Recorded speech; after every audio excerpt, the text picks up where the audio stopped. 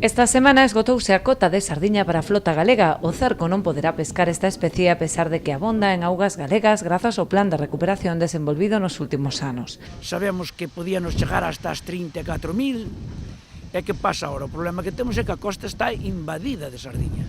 O antes fomos ao mar e desde aquí da salida do muelle hasta Finisterre, sardiña, sardiña, sardiña, sardiña. Toda a vida, desde que como entraque unha invasión moi fuerte de sardiña ou de calcar peixe, o outro retira. Este ano temos moitos menos xurelos. Non é porque non nos haxa, é que ao traballar a sardiña non traballa xurel. Vamos ás pedras do xurel e eso está todo invadido de sardiña. Dende a Cerga xa mantiveron unha reunión coa Secretaria Xeral de Pesca para tentar conseguir máis cota, algo que semella altamente improbable. E por iso lle dixíanos a secretaria que fale con Bruselas para que nos deixe chegar estas 34.000 toneladas.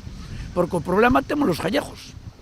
Por que temos o problema os gallegos? Porque cando negociaron, Portugal, pois resulta que foi o que máis levou, que levou o 67%. E nós temos un 33%. Un 33% para 380 barcos non toca nada, así as terminamos. Así as cousas, a flota do cerco afronta un futuro moi pesimista ante a escaseza de recursos pesqueiros. Pois non hai de que vivir. Anchoas aquí non as temos, porque as anchoas hai que ir aí arriba, son moi pequenas, e tamén non estamos pola labor de botar anchoa en terra a 0,30, a 0,20, porque é unha injusticia.